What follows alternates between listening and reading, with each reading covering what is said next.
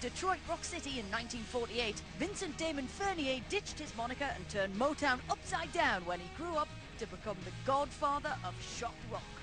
When he's not decapitating babies on stage with guillotines, he can be found hanging on the golf course with Michael Douglas or with God in his local church. We're not worthy! We're not worthy! It's Alice Cooper!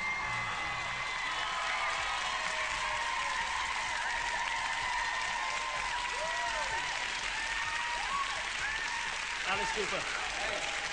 Wonderful to see you, sir. And can I say, right off the bat, I was a bit nervous about meeting you, but they convinced me you're a very, very nice man. But then I saw this, if I may. Your new album, Along Came a Spider. This book belongs to Stephen. And then I saw this up here. Can you see this?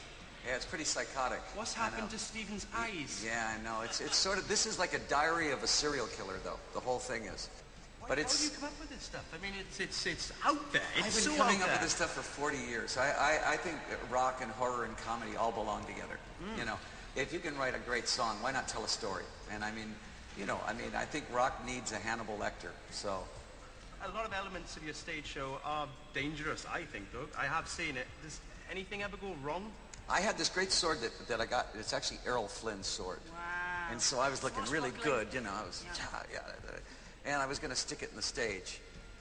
And I missed just a little bit. It went right through my leg. And it was sticking out there. And I was anesthetized enough where I didn't really feel it. Yeah. But it was like spurting, you know. The audience like, that's a cool trick. Oh, the audience said, "That's great. How does he do that?" And the band is going, you know, because they know that's not a trick. And I'm standing there and I'm kind of hitting it and it's going back and forth. I go, "That looks really good," you know. And I pulled it out, you know, and it didn't hurt. As soon as the show was over.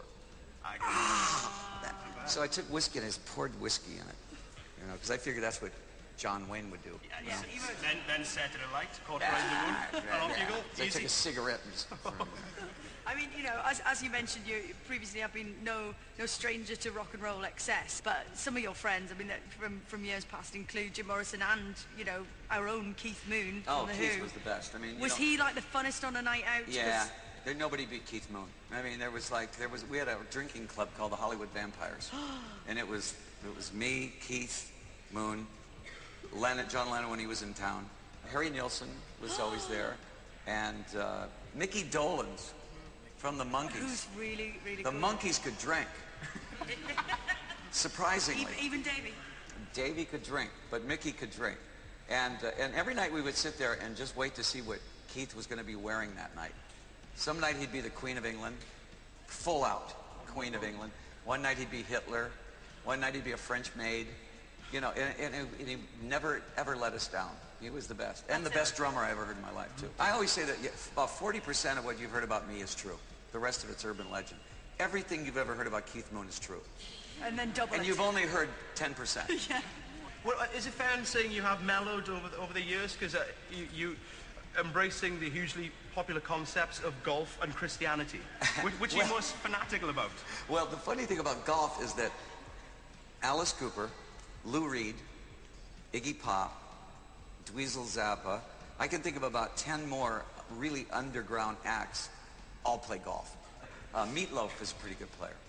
Ronnie Corbett. Oh, well, Scottish, of course. Wait a minute. Reality check. Is Alice Cooper talking about Ronnie Corbett? Yes. Yeah, those worlds have collided. We've crossed the streams. We're in a new played golf dimension. with Ronnie Corbett. Yes, I have. Goodness. And he was great. He was fun. It was a lot of fun. Yeah.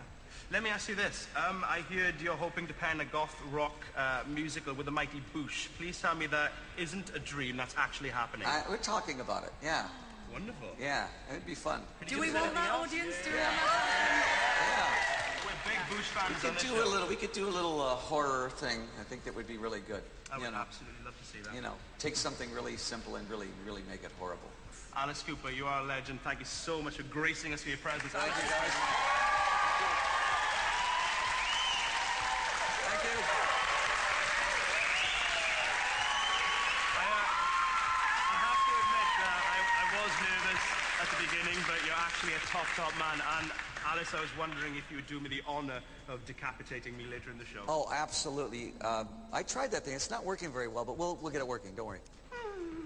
He is going to decapitate me. This isn't a You joke, up for by that? the way. You up for that? Yeah, Okay, everybody great. went to see my